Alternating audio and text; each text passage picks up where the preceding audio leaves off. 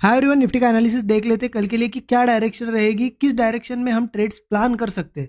ठीक है, लेवल्स भी डिस्कस करेंगे क्योंकि यहाँ पे एक्सपायरी तो हो गई है निफ्टी की और बहुत अच्छी गई है एक्सपायरी। एज एक्सपेक्टेड जो एनालिसिस हमने किया था वैसा ही मूव आया है और उसको फॉलो करते हुए आज हमने ये बुलिश मूव कैच किया है। एक्सपायरी के दिन अच्छा मूव हमें मिला है क्योंकि डिस्कशन बहुत क्लियर था। एनालिसिस आपने देखा होगा जो आज की एक्सपायरी के लिए किया था।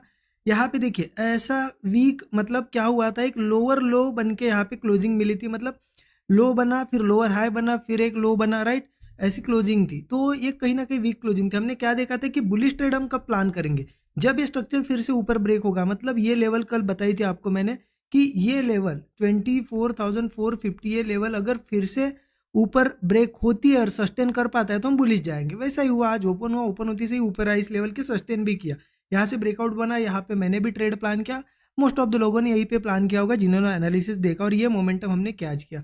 नहीं, शिव इंपॉर्टेंट है कि कल क्या करें। उसके लिए देखिए डेली चार्ट पे चलिए, एक बार मैं आपको समझाता हूँ कि एग्जैक्टली करना क्या है। यहाँ पे डेली चार्ट निफ्टी का ओपन कर दिया है। आप एक चीज़ देखो, मार्केट अब क्लियर बुलिश है। मतलब मार्केट यहाँ पे ऊपर से डेली गिर रहा था, गैप डाउन करके नीचे के साइड आया था। क्यों? क्योंकि तब वार स्टार्ट हुआ था, सिचुएशन थोड़ी निगेटिव थी। लेकिन अब वार ऐसा कोई ख़त्म नहीं हुआ है, लेकिन नॉर्मलाइज हो गई है सिचुएशन। जब सबको पता है कि ये चीज़ें चलती रहेगी, लेकिन बाकी कहीं पे इसका इम्पैक्ट ज़्यादा नहीं पड़ रहा है, इस वजह से मार्केट यहाँ से देखो पूरा ऊपर जा रहा है। और कैसे जा रहा है? होल्ड करते करते, सस्टेन करते करते। या क्योंकि देखिए यहाँ पे जब मार्केट यहाँ से ऊपर गया, गैप अप किया, दो तीन दिन यहाँ पे सस्टेन किया, एक रिट्रेसमेंट भी की, फिर ऊपर गया। यहाँ पे भी देखिए 3 से 4 दिन सस्टेन किया, अब एक ब्रेकआउट बना है। तो पॉसिबिलिटी यही है, अगर आप प्राइस एक्शन को क्लियर क्लियर देखो, बिल्कुल ज़्यादा कुछ ना न्यूज़ देखो ना कुछ, सिंपल प्राइस एक्शन को भी देखो, तो आपको एक चीज़ दिखेगी कि क्लियर ब्रेकआउट आ गया है, राइट। अब इस ब्रेकआउट के हिसाब से तो हो सकता है कल एक बड़ा गैप अप भी हो, या फिर हो सकता है कल के दिन ओपनिंग के बाद ऊपर भी जाए।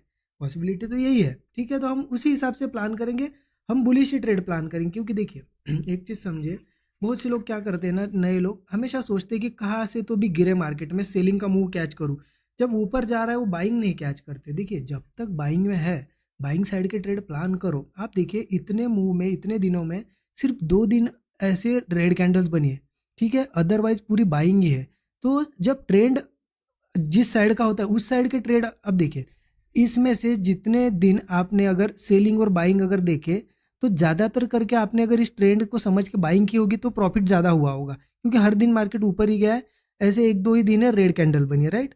तो अभी भी ट्रेंड कंटिन्यू है, तो ये मत सोचो कि गिरेगा मार्केट। देखिए हो सकता है, मैं ये नहीं कह रहा हूँ ना गैप अप हो ना फ्लैट हो, कल के दिन एक रेड कैंडल भी बन सकते हैं, वो पॉसिबिलिटी है। लेकिन अब अगर सस्टेन करके फिर से ब्रेकआउट आया है तो ज़्यादातर करके बुलिश सेटअप ही हम देखेंगे, ठीक है।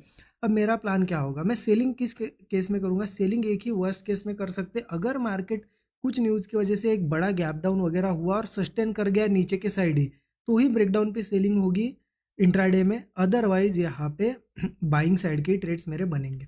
कहाँ पे बाय करूंगा देखिए मैं बताता हूँ आपको। 15 मिनट चार्ट पे चलिए। देखिए 15 मिनट चार्ट ओपन कर दिया है, बहुत सिंपल है। ऊपर कुछ रेजिस्टेंस है, कहाँ पे रेजिस्टेंस? 24,700, 24,750, ठीक है। और ऐसे अगर ऊपर जाता गया मार्केट तो 25,000 के आसपास है रेजिस्टेंस। अब सिंपल है, इन लेवल्स के आसपास मार्केट धीरे धीरे आएगा। तो मैं एक ही चीज़ करूँगा, अगर इनकेस बड़ा गैप अप या कुछ होता है और सीधे इन रेजिस्टेंस के पास ओपन होता है तो बाय नहीं करूँगा, तो थोड़ा वेट करूँगा। मान लो 700 के पास ओपन हुआ तो हमें पता है यहाँ पे रेजिस्टेंस है, मैं थोड़ा वेट करूँगा, बाइंग डायरेक्टली नहीं करूँगा। 700 के ऊपर जब सस्टेन करने लगेगा, कोई ब्रेकआउट्स बनेंगे तब बाइंग करूँगा। ऐसा ही इन लेवल्स पे ही करूँगा, ठीक है। अदरवाइज अगर गैप अप ना होते हुए फ्लैट वगैरह ओपन हुआ, हाँ मार्केट थोड़ा बहुत यहाँ पे वीकनेस है, ऊपर जाने की कोशिश कर रहा है, जा नहीं पा रहा है, तो ऐसे में क्या होता है, मार्केट को अगर सही में ऊपर जाना है ना, सीधा बड़ा गैप अप देता है। आपने पीछे भी देखा, मैंने एक दो बार आपको एक्सप्लेन भी किया था और वैसा ही हुआ मार्केट में, राइट। तो हो सकता है गैप अप हो, क्योंकि फ्लैट ओपन होगा तो इतनी स्ट्रेंथ नहीं आ पाएगी, हो सकता है फिर रिट्रेस करे थोड़ा। चलेगा, हम रिट्रेसमेंट का वेट करेंगे, सेलिंग तो नहीं करना है अभी, बाइंग का मार्केट है।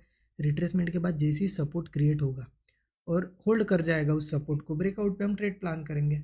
या फिर हो सकता है छोटा मोटा गैप डाउन भी होने दो, गैप डाउन के बाद सपोर्ट बनाने दो, अगर सही में सस्टेन करता है तो बाइंग ही करेंगे।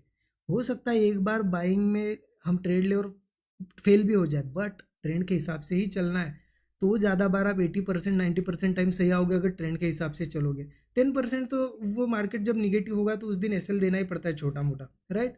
लेकिन उसके डर से हम बाइंग नहीं छोड़ सकते, तो बाइंग ही करना है। तो मेरा सिंपल है, इन लेवल्स के पास थोड़ा वेट करूंगा, इनके ऊपर बाइंग करूंगा, अदरवाइज यहाँ या नीचे मिलता है तो बाइंग ही करूंगा। हाँ, अगर मान लो कोई भी सपोर्ट सस्टेन ही नहीं हो रहा है, ऐसा हुआ मार्केट यहाँ ओपन हुआ और नीचे के साइड ही जा रहा है, तो आपको लगता है सेलिंग में जा रहा है तो आप छोटी क्वांटिटी में ट्राई कर सकते हो। अदरवाइज एक दिन मार्केट को सेलिंग करके क्लोज होने दो, नेक्स्ट डे से हमें पता चलेगा कि हाँ सेलिंग मार्केट है तो सेल कर सकते हैं, अदरवाइज अभी बाइंग का मार्केट है।